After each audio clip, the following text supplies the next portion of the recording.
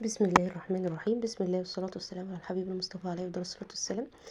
ايه رأيك بقى بحاجة إيه حلوة سهلة سريعة بسيطة بمكونات بسيطة فوق ما تتخيلي، وكمان حاجة طعمها حلوة قوي تحفة.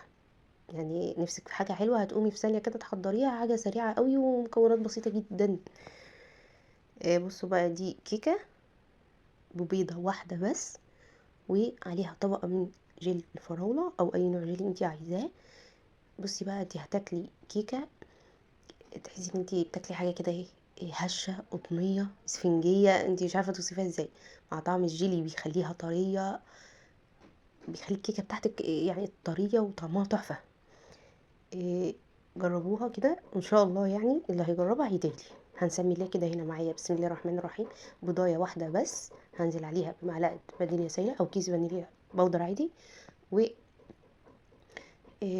معلقه من الخل، معلقه صغيره من الخل، وهضرب بالمضرب اليدوي. بصي، لا خلاط ولا مضرب ولا اي حاجه، بالمضرب اليدوي بايديكي، وفي ثانيه هتكوني عاملاها. نزلت عليها ب آه، نص كوبايه من اللبن دافي زي دمعة العين كده بس، وربع كوبايه من الزيت، تمام، وكوبايه من الدقيق.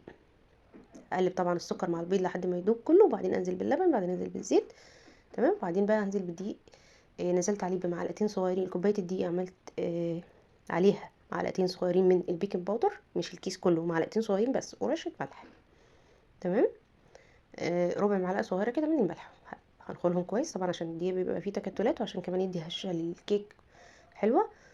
وهقلب كله مع بعضه، وبعدين بقى هنزل فيهم في بالخليط ده في الصينيه اللي هي البايركس دي. لو هتحطيه في صينيه الومنيوم هتدهنيها دهنه زيت بس من تحت ورشه دقيق، تمام. اما البايركس مش محتاج ان انا ادهنه. طبعا انا شغلت الفرن بتاعي سخن وعلى حرارة وسط من تحت بس، ما بشغلش الشواية. وهدخلها تاخد معايا من 20 دقيقة ل 25 دقيقة بالظبط، تتابعيها. هي الكمية صغيرة ومش هياخد معاكي وقت كتير، تمام، من 20 ل 25 دقيقة بس. بعدين بقى انا على ما دي على الكيكة ما تستوي هعمل طبقة الجيلي. غليت كوباية من المية، تمام. هنزل عليها بمعلقتين كبار من السكر وباكت من الجيلي، وهسيبه لحد ما يبرد ويتماسك خالص. بعدين الكيكة هطلعها من الفرن، بصوا هشة ومستوية وزي الفل. هتطلع، هسيبها تبرد ساعة ساعتين، والجيلي كمان يتماسك خالص، مش بس يتماسك شوية، لا يتماسك خالص. بعدين لما كله برد هرجع اقلب في الجيلي، اقلب فيه لحد ما يسيب تاني خالص، تمام.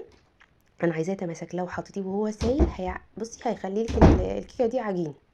هتبقي بتاكلي حاجه عجين كده بايشه، تمام. لازم تسيبيه يتماسك خالص، وبعدين ترجعي تقلبي فيه بالمعلقه كده هيسيب معاكي. بس هو مش هيسيب خالص، لان هي ماده الجيلاتين خلاص ماسكه فيه، تمام. فهو هيبقى معاكي زي الصوص التقيل قوي كده. بعدين بتحطيه على الكيكه وهي بارده تماما، بارده تماما، يعني سيبيها ساعه الا حاجه، ساعه ساعتين لحد ما تبرد خالص، وبعدين تنزلي عليها بالجيلي. وبعد ما نحط الجيلي دخليها التلاجة ساعه ساعتين برضو لحد ما يتماسك والجيلي يمسك في الكيكه كويس. وبعدين طلعيها بقى، قطعيها. بصي بقى انا بقلبها، شفتوا طبعا الحته اللي انا بقلبها فيه، بقلب الصينيه خالص مش بتتقلب، فاهميني؟ كله بيتماسك مع بعضه. قطعيها بقى كده زي ما انت عايزاها، التقطيعه اللي انت عايزاها، اوعدك انك هتاكلي كيكه. بصي، عايزه تزودي البيض بالطين، عايزه تزودي في البيض مفيش مشكله، يعني تحطي بيضتين زي ما انت عايزه، تمام. ولكن انا بوريك ان هي بابسط المقادير هتعمليها ببيضه واحده بتنعمل وبتبقى زي الفل، تمام. هتاكلي الكيكه طعمها تحفه تحفه بالجيلي. بصي، هي مكوناتها بسيطه قوي، ولكن حاجه حلوه طعمها جميل.